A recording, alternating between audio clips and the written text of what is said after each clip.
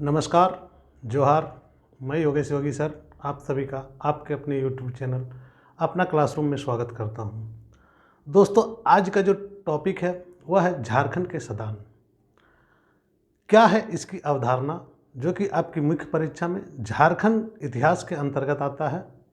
और झारखंड के इतिहास के अंतर्गत यह जो टॉपिक है बहुत ही उम्दा टॉपिक है और इसमें नंबर उठाने का आपका बहुत ही ज़्यादा संभावना होती है। तो दोस्तों, सबसे पहली बात है कि आपने जहाँ भी पढ़ा है, जिस प्रकार से भी पढ़ा है, आज का सेशन आपके लिए बहुत ही इम्पोर्टेंट है। तो यहाँ पर क्या होता है कि मुख्य परीक्षा में लिखने के लिए आ जाते हैं आपके पास कि झारखंड में सदान क्या है और इमर्जिंग ऑफ आपका सदान। तो सदान शब्द का शाब्दिक अर्थ जैसे बता दिया जाता है, उससे आपको आधा प्रश्न का हल हो जाता है। परंतु यहाँ जो बातें होंगी सदान से रिलेटेड, उसमें बहुत सारी चीज़ें आपको देनी पड़ती है मुख्य परीक्षा। तो हम आज के सेशन में इस प्रकार से सदान को पढ़ें जिससे कि आपकी आने वाली मुख्य परीक्षा में भी उसके हल आसानी से मिल जाए। तो कैसे पढ़ेंगे इसे, ये आज जानते हैं। तो सबसे पहले यहाँ पर पूछा जाता है सदान, तो सबसे पहले हम देखेंगे क्या कि इसकी अवधारणा क्या है। क्या है अवधारणा सदान की? सबसे पहले देखिए, टॉपिक को समझना जरूरी है, यह कंसेप्चुअल है और कंसेप्चुअल है तो आपको कंसेप्चुअल के अनुसार पढ़ना होगा। तो सदान की अवधारणा क्या है, कंसेप्ट ऑफ सदान क्या है, सबसे पहले यह जानना होगा। और कंसेप्ट ऑफ सदान जानने के लिए आपको जानना होगा सदान को हम किस प्रकार से परिभाषित करते हैं या किस प्रकार से वर्गीकृत करते हैं। तो यहाँ पर जैसे अवधारणा में हम पहले देखते हैं कि भाषा के आधार पर सदान को देखते हैं, भाषा को आधार बनाते हैं। पहला आधार तो हो जाता है कि क्या वह हमारे भाषा के जैसे ही भाषी है या नहीं है। दूसरा आधार बन जाता है आपका सामने कि यहाँ पर जो धार्मिक रीति रिवाज है, क्या ये लोग उस धार्मिक रीति रिवाज है वह मानते हैं या नहीं मानते हैं। तीसरा जो मूल होता है कि उनकी प्रजाति, जो प्रजाति है जिसे रेसेस बोलते हैं, प्रजातीय आधार क्या है, प्रजातीय आधार इनका क्या है। तो किस प्रकार से हम सदान को परिभाषित करेंगे, इसमें देखिए जातीय दृष्टिकोण, प्रजातीय दृष्टिकोण और धार्मिक भाषाई दृष्टिकोण जो है, इस आधार पर हम सदान की जो मूल रूप है उसे जानने का कोशिश करेंगे। तो पहले ये जानते हैं कि झारखंड में सदान है क्या। तो हम यहाँ पर वर्गीकृत करेंगे जनसंख्या के आधार पर। पहले हम देखेंगे जनसंख्या के आधार पर। जनसंख्या के आधार पर क्यों देखेंगे, क्योंकि जनसंख्या को हम दो पार्ट में बांटेंगे, आज़ादी के पश्चात का और आज़ादी के पहले जो बातें हुई उसी के आधार में रख के जनसंख्या को हम दो प्रकार से बांटेंगे। पहला है कि जो यहाँ का मूलवासी है, मूलवासी की जो जनसंख्या है, और जो यहाँ बाहर से आज़ादी के समय या आज़ादी के पश्चात जो बाहरी यहाँ पर आए उसकी जनसंख्या क्या थी। ठीक है, जनसंख्या के आधार पर अगर देखेंगे तो पहले हम यहाँ के मूलवासी आदिवासी जो है उनके आधार पर देखेंगे और फिर एक आधार लगेंगे कि आज़ादी के पश्चात जो लोग आए वह क्या सदान कहलाएंगे या नहीं कहलाएंगे। और यहाँ पर जब इसे तोड़ेंगे तो इसे भी हम दो भाग में तोड़ेंगे। क्या? तो पहले मूलवासी आदिवासी और गैर आदिवासी।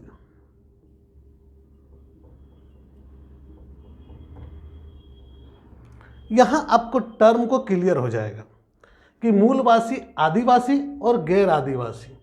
क्योंकि आदिवासी तो सदान नहीं कहलाएंगे, सदान कहलाएंगे गैर आदिवासी जो यहाँ पर आज़ादी के पहले से ही आके यहाँ बस गए हैं, यहाँ की संस्कृति को अपना चुके हैं, यहाँ के जो रीति रिवाज है उससे उनका तारतम्य हो चुका है। यानी कि कुल मिला के सारी चीज़ें जो आपका एक आदिवासी समुदाय में चल रहा है उसी प्रकार का यहाँ का जो आपका सदान है वह भी अब मानने लगे हैं।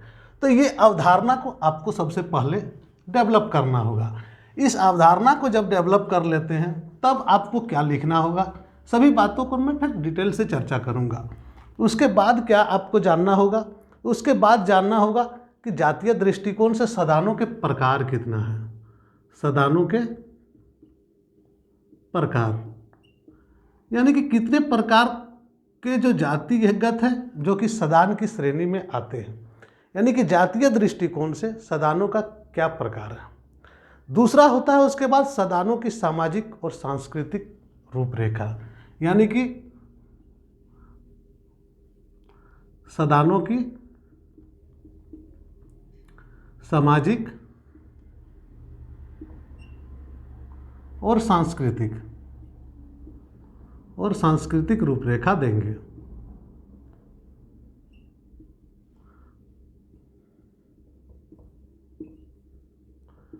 फिर इसमें आपका कंक्लूजन को हम इन्वॉल्व करेंगे। तो संकल्पना पर पहले हम चलते हैं। सबसे पहले हम कहाँ जाएंगे, संकल्पना पर।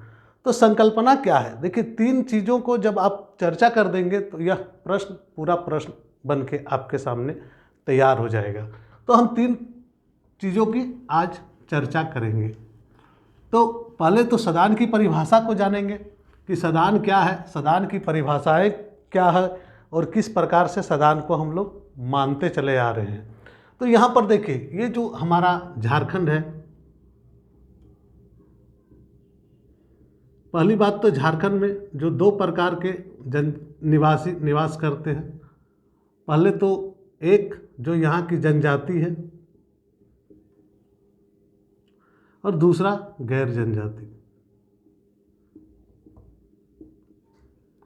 गैर जनजाति में कौन है, तो यहाँ पर 2 भाग हैं। पहला तो सदान है जो कि आज़ादी के पहले आए हैं, और दूसरा है यहाँ के अन्य जातियाँ।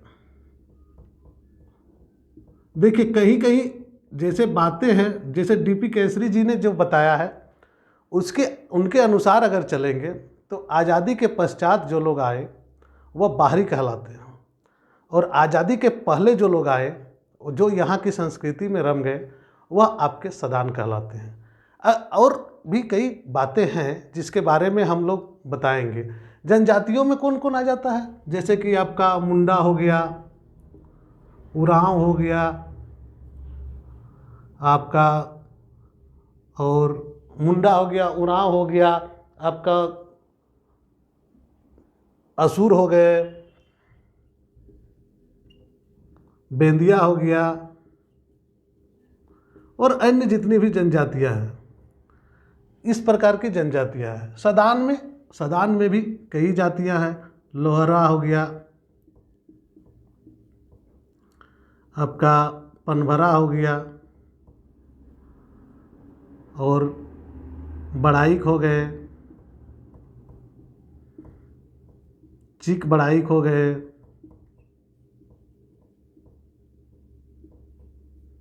इस प्रकार की जनजातियां आ जाती है।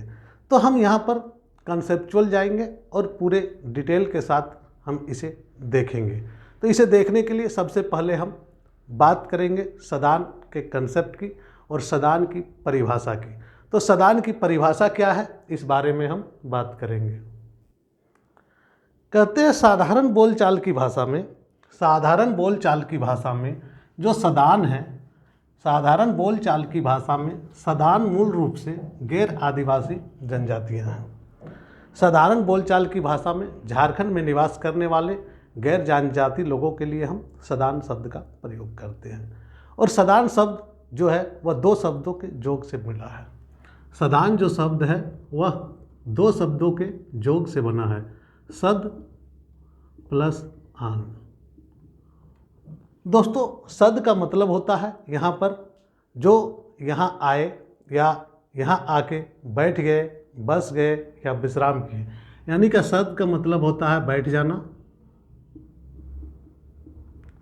विश्राम करना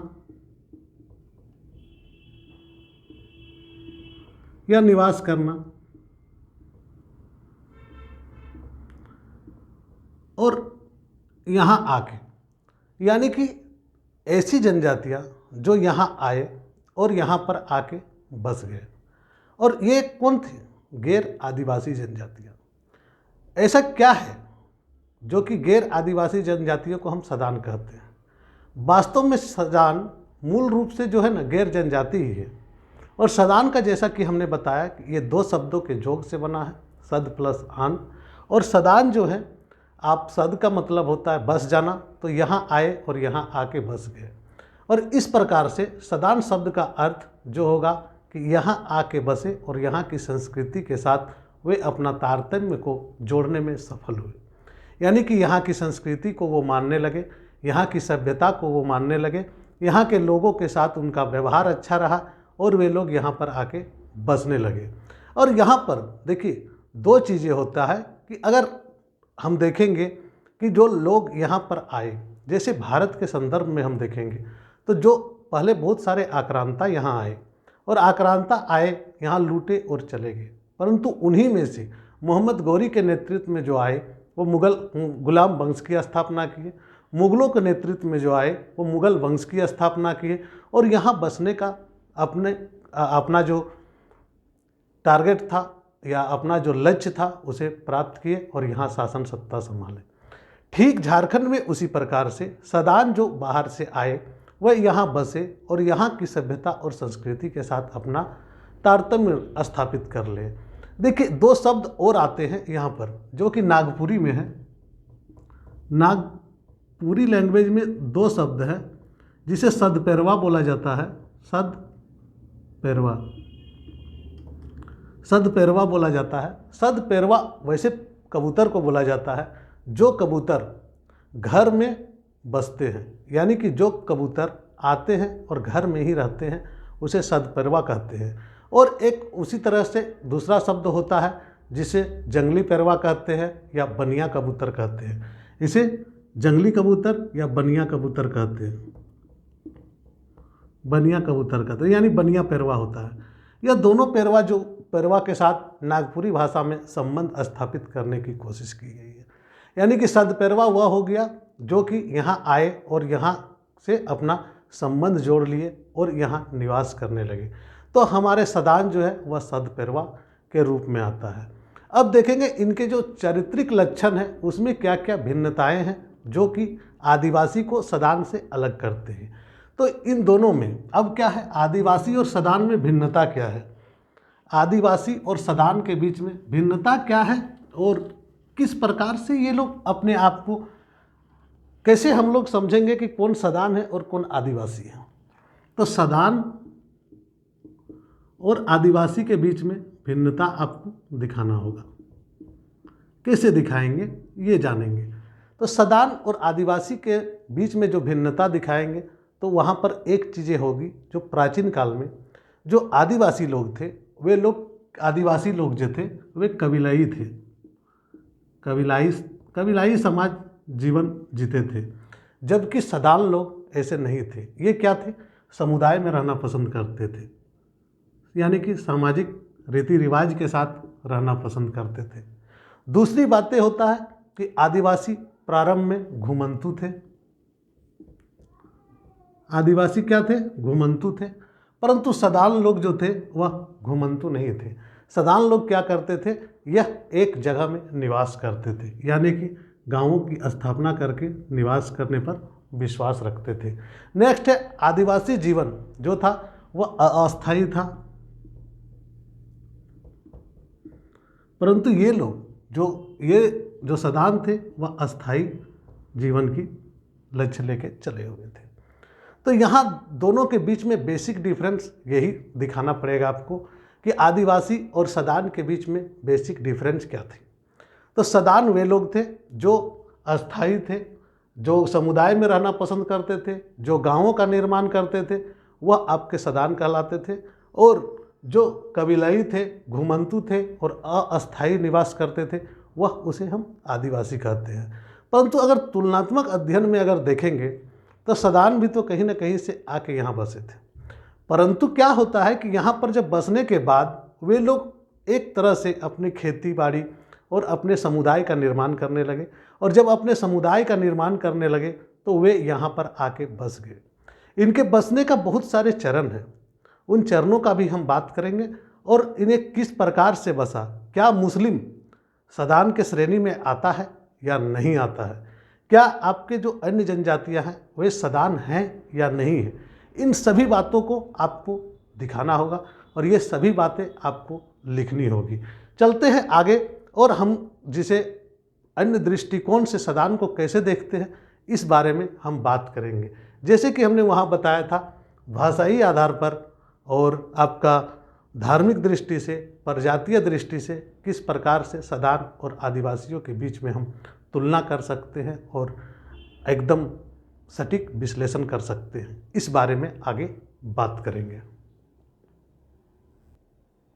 तो सबसे पहले चलते हैं हम भाषाई आधार पर।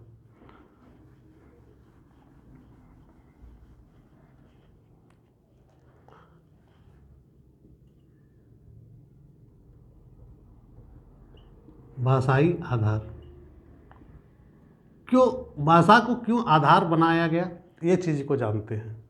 देखिए, भाषाई दृष्टि से वैसा गैर जनजातीय क्या परिभाषा देती है, यह देखें हमारे किताबों में।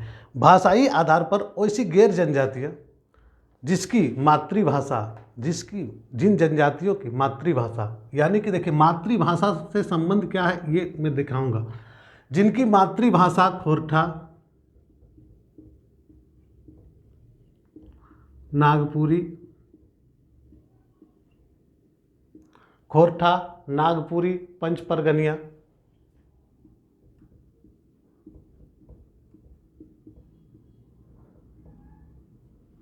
और कुरमाली हो।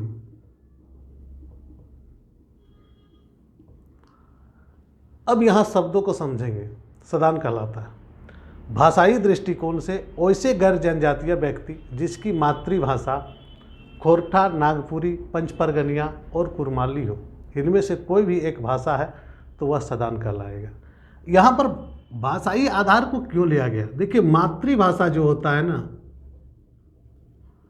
मातृभाषा आप तभी सीख सकते हैं जब आप वहाँ के निवासी हों। आप में से कई होंगे जो झारखंड के अलग अलग प्रदेशों में बसे हैं और अलग अलग प्रदेशों में रहते होंगे, तो आपको उस जगह का, उस क्षेत्र का जो क्षेत्रीय भाषा है उसे सीखने के लिए आपको किसी किताब की ज़रूरत नहीं पड़ी होगी। आपने किसी किताब का अध्ययन करके खोरठा नहीं सीखा होगा, आपने किसी किताब का अध्ययन करके कुरमाली नहीं सीखा होगा, अगर आप उस स्पेसिफिक जगह में निवास करते हैं। जैसे कि मैं अगर रांची में निवास करता हूँ तो रांची की जो खोरठा भाषा है उसे मुझे सीखने की ज़रूरत नहीं पड़ेगी, क्योंकि वह भाषा जो है वह स्वतः मेरे अंदर प्रवेश करेगी। क्योंकि आम बोलचाल की भाषाएं जो कानों में जाती है वह बहुत ही जल्दी लोग कैच करते हैं। तो इसी आधार पर, भाषाई आधार पर यह बोला गया कि जो लोग ये 4 भाषाएं खोरठा, नागपुरी, पंच परगनिया और कुरमाली में बात करते हैं वे सदान कहलाएंगे। तो भाषा के आधार पर क्लियर हो जाता है। दूसरा आधार है धार्मिक आधार पर।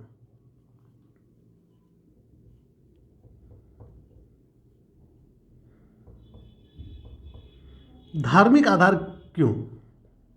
सवाल उठता है कि धार्मिक आधार क्यों? मूल रूप से देखिए, धार्मिक आधार ये है कि अगर आप किसी संस्कृति को मानते हैं तो वहाँ का धर्म भी आप मानेंगे। आप कितना प्राचीन है यह आपके धर्म से भी पता चलता है। जैसे कि वैष्णव धर्म, जिसे हम सनातन धर्म कहते हैं, इसकी परंपरा वैदिक काल से चलती है। और आप जो मुस्लिम धर्म है, या जिसे हम मुस्लिम समुदाय लोग जिस धर्म को मानते हैं, यानी कि इस्लाम का उदय 600 ईस्वी में हुआ था। 1000 ईस्वी पूर्व और 600 ईस्वी पूर्व के बीच की अगर तुलना करेंगे तो इस आधार पर जो भारत में रहने वाले लोग हैं, अधिकतर जो भारत के मूलवासी हैं, वे हिंदू धर्म को मानने वाले हो सकते हैं। लेकिन यहाँ पर क्या है बातें, ये जानेंगे। धार्मिक दृष्टि से प्राचीन काल से ही हिंदू सदान थे। यहाँ पर क्या कहा गया है? जो हिंदू धर्म को अपनाया है, हिंदू हैं, वे क्या हैं? सदान हैं। क्यों है भाई, क्यों हिंदू सदान है, मुस्लिम सदान क्यों नहीं है? तो उसके लिए जो केसरी सर है, आपके झारखंड के इतिहासकार बीपी केसरी जी, डॉक्टर बीपी केसरी जी, उन्होंने कहा है कि इस्लाम का उदय 600 ईस्वी में हुआ है। इस्लाम का उदय 600 ईस्वी में हुआ है और झारखंड में इनका प्रवेश जो है वह 18वीं सदी में हुआ है। यानी कि 18वीं सदी में झारखंड में इनका प्रवेश हुआ। किसका? इस्लाम का। तो जब 18वीं सदी में इनका प्रवेश हुआ है तो इसका मतलब है कि ये लोग सदान नहीं है। इनका अपना एक तर्क है, जिस तर्क के आधार पर मुस्लिमों को सदान नहीं माना गया। नेक्स्ट है आपका प्रजातीय दृष्टिकोण से।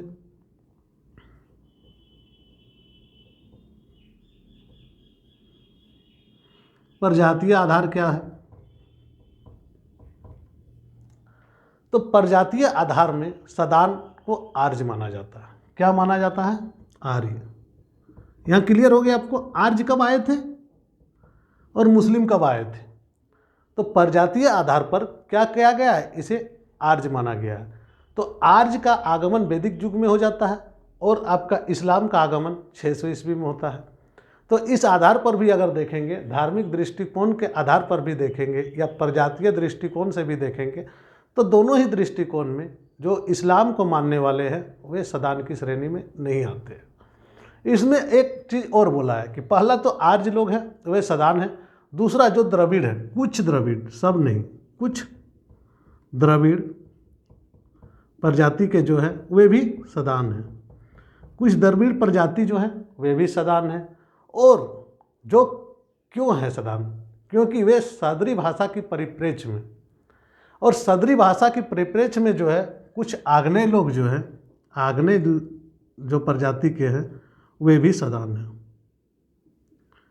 यानी कि 3 प्रकार से इनकी व्याख्या प्रजातीय आधार पर की गई है जो कि सदान कहलाते हैं। यानी कि कुल मिला के अगर देखेंगे तो क्या क्या आ जाता है? नार्डिक आ जाता है, द्रविड़ आ जाता है और ऑस्ट्रेलियाई आ जाता है। यानी कि नार्डिक, द्रविड़ और ऑस्ट्रेलियाई जो है, ऑस्ट्रेलाइट जिसको बोलते हैं, ये सारे सदान के श्रेणी में आते हैं। तो सदान के परिप्रेक्ष्य में जो पुरातात्विक स्रोत है वह क्या कहता है, यह से भी जानना होगा। तो पुरातात्विक सोर्स के आधार पर आपका जो इतिहास है वह कुछ बातें कहती है जिसे आपको जानना जरूरी है। जैसे कि आपने इतिहास में देखा, और आप इतिहास को, झारखंड के इतिहास को जब आप पढ़ते हैं तो आपको यह पता होना चाहिए कि सबसे पहले जो यहाँ जनजाति आई थी, या जो जनजाति यहाँ के सबसे प्राचीन जनजाति है वह क्या है? असुर। तो यहाँ पर कहा गया है असुर से पूर्व वास करने वाली भी एक सभ्य जनजाति थी।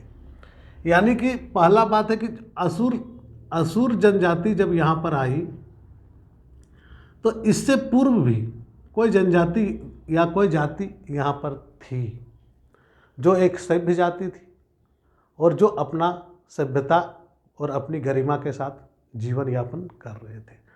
तो वह सभ्य जनजाति जो थी, वह सभ्य जाति कौन थी? तो वे सभ्य लोग सदान थे। दूसरा क्या है? दूसरा आया कि जब मुंडा लोग आए झारखंड में, मुंडाओं के साथ भी कुछ गैर आदिवासी आए जो सदान हैं। मुंडाओं के साथ आए और गैर आदिवासी थे वे भी सदान कहलाएंगे। नेक्स्ट है कि जो उरांव के साथ आए, झारखंड में उरांव के साथ जो आए वह भी सदान कहलाए। उसके बाद उरांव के साथ आए जो मुगल काल में आए, देखिए जो मुगल काल में आए वे भी सदान कहलाए। जो मुगल काल में आए वे भी सदान कहलाए। जो ब्रिटिश काल में आए वे भी सदान कहलाए। सिर्फ अंतर होगा वे कितने दिनों तक रहे। जो ब्रिटिश काल में आए उनके साथ वे भी सदान कहलाए, परंतु जो आज़ादी के पश्चात यानी कि 1947 के पश्चात 1947 के पश्चात जो आए उसे हम सदान की श्रेणी में नहीं रखते। 1947 के पश्चात आने वाले को हम सदान की श्रेणी में नहीं रखते, क्योंकि उनमें सदानी के जो लक्षण हैं वे लक्षण नज़र नहीं आते थे। तो उनमें सदानी के जो लक्षण हैं 1947 के बाद आने वाले सदानी लक्षण का अभाव था। इसके बीच में सदानी लक्षण का अभाव पाया गया। यहाँ तक देखें, जो असुर के पूर्व थे वे भी सदान थे, जो मुंडाओं के साथ आए वे भी सदान बने, जो उरांव के साथ आए वे भी सदान बने, जो मुग़ल काल में आए वे भी सदान थे, जो ब्रिटिश काल में आए वे भी सदान बने। परंतु जो आज़ादी के पश्चात आए उन्हें सदान की श्रेणी में नहीं रखा गया। अब क्यों नहीं रखा जाता है ये तो विषय है आपका डिस्कस करने की, और इस विषय पर हम पढ़ेंगे नहीं, क्योंकि आपको वही पढ़ना है और वही लिखना है परीक्षा में जिससे आपको अधिकतम नंबर मिले। दोस्तों देखिए, जब आप कहीं भी पूर्वाग्रह की भावना से ग्रसित होकर अगर आप लिखना चालू करेंगे तो जेपीएससी आपको नंबर नहीं देगी। पहला बात है कि आपकी शक्ल तो कॉपी में दिखती नहीं। आपकी शक्ल अगर कॉपी में दिखती तो आपको पहचान जाता कि नहीं ये योगेश योगी सर है तो इसको ज़्यादा नंबर दे देते हैं, या कोई और है तो इसको कम नंबर देते हैं। चूँकि आपका डिस्क्राइब करने का जो तरीका है वह अगर सही है तो आपकी पहचान वही है। अगर वह सही है तो आप वहाँ से नंबर अपने आप उठा सकते हैं, और उनकी लेखनी उसी पर चलेगी कि आपने क्या लिखा है, क्या समझा है। तो सदानों से लेके जो पुरातात्विक अवशेष है, उन पुरातात्विक अवशेषों से लेकर आपका साहित्यिक अवशेषों तक जो बातें हुई सदानों से लेके कि सदान कौन है और किसे सदान नहीं माना जाएगा, तो यहाँ पर ये चीज़ है। परंतु एक बात मैंने और बताया कि इस्लाम धर्म को मानने वाले को सदान नहीं माना गया, वह धार्मिक आधार पर। परंतु जब यहाँ पर देखेंगे कि मुग़ल काल में या ब्रिटिश काल में जो लोग आए उन्हें सदान माना गया। यहाँ पर भी एक किंतु है कि यहाँ पर जो आए उसमें से मुस्लिम भी आए थे, उसमें से हिंदू भी आए थे। तो जो मुस्लिम थे, जो इस्लाम को मानते थे, उनके रीति रिवाज के आधार पर उन्हें सदान नहीं माना गया। उनके जो रीति रिवाज थे वह सदानों से मेल नहीं खाती थी, इसलिए उन्हें सदान नहीं माना गया। और जो रीति रिवाज इन कालों में भी जिनकी रीति रिवाज पुराने सदानों से जिनकी रीति रिवाज मैच कर रही थी उन्हें सदान की संज्ञा में रखा गया। तो यहाँ सदान का जो कंसेप्ट है, सदान कौन है, वह आपका क्लियर हो जाता है, और सदान किसे माना जाता है ये भी आपका क्लियर हो जाता है। इसके बाद हम आएंगे सदानों की जो आपका सामाजिक और सांस्कृतिक स्थिति क्या है, इस बारे में बात करेंगे। तो सदानों की सामाजिक और सांस्कृतिक स्थिति को देखने के लिए सबसे पहले हम देखेंगे उनकी जो क्या क्या लक्षण होते हैं वे सारी, यानी कि कुल मिला के उनकी जो सामाजिक और सांस्कृतिक रूपरेखा है उसी। तो सामाजिक और सांस्कृतिक रूपरेखा को आगे देखेंगे।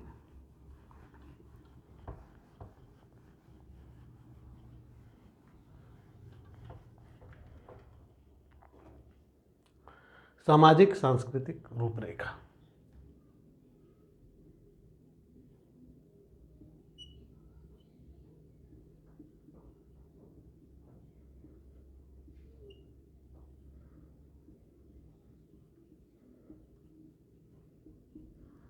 और सामाजिक और सांस्कृतिक रूपरेखा को देखने के लिए हमें सबसे पहले इनके धर्म को जानना होगा। सदान किन किन धर्म को मानते थे? देखिए, सदान मूल रूप से हिंदू, जैन, वैष्णव और कबीरपंथी लोग माने जाते हैं। सदान मूल रूप से हिंदू, वैष्णव और कबीरपंथी लोग जो है वह सदान माने जाते हैं। मूल रूप से सदान जैन धर्म से ज़्यादा प्रभावित रहे, जैन धर्म के प्रभाव में ज़्यादा रहे हैं। परंतु कुछ कुछ मुस्लिम जो प्रजाति है, जो मुस्लिम धर्म को मानने वाले हैं, वे भी सदान हैं, क्योंकि उन्होंने पहले सदान थे और उन्होंने अपना धर्म परिवर्तन कर लिया और वे मुस्लिम धर्म को अपना लिए, तो वे भी सदान ही कहलाते हैं। मूल रूप से अगर देखेंगे तो जो सदान है वह मांस मछली का सेवन नहीं करते हैं, ऐसा माना जाता है। और वे चूँकि जैन और वैष्णव धर्म का प्रवर्तक रहे हैं, तो उन्हें ये सब मांस मछली मदिरा का परहेज करते थे। परंतु कालांतर में धीरे धीरे अगर देखेंगे तो आपको सदानों का जो भोजन है वह मूल रूप से मांस मछली मदिरा आ चुकी है। आज वर्तमान समय में सदान सारे इन चीज़ों का सेवन करते हैं और इनका जो भक्षण करते हैं ये खाना में अभी चेंजिंग हो चुकी है। आपको 16वीं शताब्दी के बाद इस्लाम का जब प्रवेश होता है, तो इस्लाम का जब प्रवेश होता है तो झारखंड में भी इसका प्रवेश माना जाता है और 18वीं शताब्दी आते आते इस्लाम झारखंड में प्रवेश कर जाता है। और 18वीं शताब्दी के दौरान जो इस्लाम झारखंड में प्रवेश करता है तो वे कुछ हिंदू, कुछ वैष्णव, कुछ जैन को अपने धर्म के प्रभाव में लेता है, जो कि सदान के ही रूप में रहते हैं। यहाँ पर देखिए गुरु पुरोहित का परंपरा रहा है और यह गुरु शिष्य परंपरा बोलिए या गुरु पुरोहित की परंपरा है, इस परंपरा को यहाँ सभी लोग मानते हैं। तो यह धर्म के आधार पर आप ये लिखेंगे। दूसरा है आपका जो इसकी शारीरिक गठन है, कैसी शारीरिक गठन सदानों की है। शारीरिक गठन अगर देखेंगे तो जो नॉर्मल हमारे झारखंड के इंसान है उसी के जैसे है। ये आर्य द्रविड़ और ऑस्ट्रेलियन तीनों के लक्षण इसमें दिखते हैं, यानी कि गोरे भी होंगे, काले भी होंगे, सांवले भी होंगे। गोरा, काला, सांवला तीनों रंग के होंगे, नाटे होंगे, लंबे होंगे या आपका मीडियम होंगे, तीनों प्रकार की साइज़ भी होंगी। नाक किसी की मोटी होगी, किसी की पतली होगी, परंतु सारे एक जैसे होंगे। नाटे, मध्यम, लंबे तीनों प्रकार के लोग यहाँ पर होंगे, यानी कि शारीरिक गठन सामान्य होती है। इनकी वेशभूषा क्या है? वेश यानी कि क्या पहनते हैं और क्या नहीं पहनते हैं। तो मूल रूप से जो सदान है वे धोती कुर्ता पहनते थे पहले, परंतु वर्तमान समय में वे कुर्ता पैजामा, शर्ट पैंट, टाई, कोट, आपका चुनरी, आपका सलवार कमीज, सारी चीज़ों को आज पहनावा में यह शामिल हो गया है। इनके आभूषण कौन है? तो आभूषण क्या है?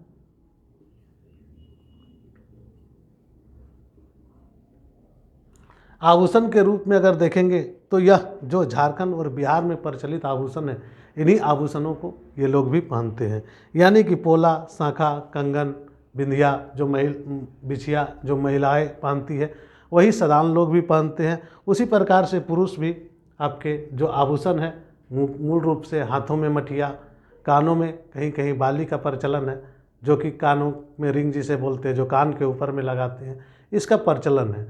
परंतु महिलाओं में मूल रूप से पोला शाखा बहुत ही एसेंशियल माना जाती है। गृहस्थी सम्मान क्या है? गृहस्थी सम्मान, गृहस्थ लोग जो हैं ये क्या क्या करते थे और क्या क्या यहाँ पर देखिए, सबके घरों में पूजा स्थल होता था। एक अपना किचन जैसे सामान्य बर्तन है उसी प्रकार के बर्तन का जो है खाना पकाते हैं, मूल रूप से मिट्टी के बर्तन या फिर आप अन्य धातुओं के बर्तनों का प्रयोग करते हैं। छठा है आपका इसका शिकार और औजार।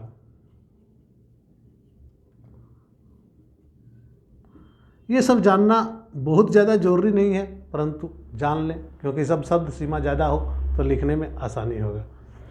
शिकार के रूप में ये लोग मछली मारना और जो अन्य जंगली जानवरों का शिकार करना पसंद करते हैं, और इनके शिकार के औजार के रूप में पोलय, बंसी, घोघी, गुलेल इत्यादि का नाम हमारे पास आता है।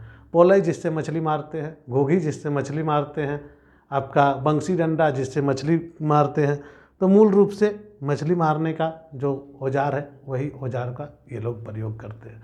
इसके बाद गुलेल का बात करते हैं तो जो पत्थर से निशाना लगाने का काम आता है वो आपका गुलेल हो गया। नेक्स्ट है किनशिप यानी कि नातेदारी, इसे समझेंगे। नातेदारी यहाँ पर पितृसत्तात्मक है, पितृसत्तात्मक। देखिए आदिवासी समाज का अगर आप संस्कृति को ध्यान दिए होंगे तो अधिकतर आदिवासियों में मातृसत्तात्मक समाज है, परंतु जो यहाँ की सदान है, यहाँ के जो सदान है वे पितृसत्तात्मक जो है आपका किनशिप को, नातेदारी को मानते हैं। यानी कि बड़ा बेटा जो है उसे संपत्ति का अधिकार होगा और वही वारिस कहलाएगा, और महिलाओं को जो अधिकार है यानी कि बेटियों को जो अधिकार है वह सामान्य रूप से कम अधिकार दिए गए हैं। तो इस प्रकार से हम यहाँ पर देख लेते हैं इनके सामाजिक और सांस्कृतिक रूपरेखा क्या है। तो सामाजिक सांस्कृतिक रूपरेखा को देखने के बाद हम जानना चाहेंगे कि सदान के अंतर्गत कौन कौन जातियाँ आती हैं और क्या क्या सदान के प्रकार हैं, यानी कि प्रकार, सदान के प्रकार कौन कौन सी जातियाँ आती हैं। तो पहला प्रकार क्या है, तो पहला प्रकार में तो वैसी जनजातियाँ या वैसी जातियाँ जो देश के अन्य क्षेत्रों में है और झारखंड में भी है, यानी कि देश में भी है और झारखंड में भी है। तो कौन कौन सी जातियाँ आएगी इसमें, जो कि देश में भी है, झारखंड में भी है। मूल रूप से ब्राह्मण, राजपूत, तेली, माली, कुम्हार, सोनार, अहीर, बनिया, डोम, चमार, दुसाध, ठाकुर, नाग, ये सारे जो हैं हमारे देश के अन्य क्षेत्रों में भी निवास करते हैं और झारखंड में भी निवास करते हैं। दूसरा बात है कि ऐसी जातियाँ जो केवल छोटा नागपुर में मिलती है। दूसरा है केवल छोटा नागपुर में या और कहीं नहीं मिलेगी। कहाँ मिलेगी? छोटा नागपुर में। केवल छोटा नागपुर में कौन कौन सी जनजातियाँ मिलाती हैं? बड़ाइक, देसावली, पाइक, धनुष, रावतिया, गोड़ाइत, ये सारे जो भुइयाँ हो गया, परमानिक हो गया, ये सारे मूल रूप से छोटा नागपुर में मिलते हैं। तीसरा जो प्रकार है वह गोत्र के आधार पर इनका विभाजन किया गया। गोत्र के आधार पर क्या विभाजन होगा? गोत्र के आधार पर जैसे कि अवधिया, कन्वजिया, तिरहुत, ये सारे जो है गोत्र के आधार पर है। तो इस प्रकार से देखेंगे, जब पूरे फ्रेमिंग में सदान को आप समझ लिए, तो सदान जो है वो मूल रूप से झारखंड में वैसी जातियां हैं जो जनजातियां नहीं है। यानी कि अगर हमारा जो क्या बोलते हैं स्थानीय नीति, जो मूलवासी नीति जो है वह अगर लागू हो जाए तो आपको यह समझने में और आसानी हो जाएगी कि यहाँ सदान कौन है और कौन सिर्फ मूलवासी आदिवासी है। इसमें आपका परिचय हो जाएगा आदिवासियों से, इसमें परिचय हो जाएगा मूलवासी सदान से, और इसमें परिचय हो जाएगा जो झारखंड के निवासी नहीं है। परंतु दुर्भाग्य है झारखंड का कि अभी तक स्थानीय नीति जो है वह सटीक ढंग से बन नहीं पाई। तो कोई बोलते हैं कि 1932 का खतियान लागू होगा, तो किन्हीं का मानना है 1947 का लागू होगा, तो कोई कहते हैं 2000 का लागू होगा। तो इस आधार पर यह क्लियर कर पाना बहुत ही दिक्कत है कि जो जनजाति है, जो आदिवासी है और जो यहाँ के मूलवासी हैं, आदिवासी अलग हैं, मूलवासी जो सदान है और जो बाहरी लोग आके बसे हैं, उसमें अंतर क्या है। तो अब कंक्लूजन आप अपने अनुसार लिखेंगे और सारी बातें आपको इसमें बता दी गई। तो दोस्तों, मुख्य परीक्षा में और प्रारंभिक परीक्षा में, दोनों ही परीक्षा में यह प्रश्न आते हैं, इससे संबंधित प्रश्न आते हैं। मुख्य परीक्षा में आपको लिखना होगा और लिखने के लिए आपके पास तथ्य होने चाहिए। तो पूरा वीडियो को अगर देख रहे हैं तो बहुत ही बढ़िया, और नहीं देखे हैं तो एक बार देख लें, लाइक कर लें, चैनल को सब्सक्राइब कर लें और आप बेल आइकन को दबा दें। धन्यवाद। जोहार।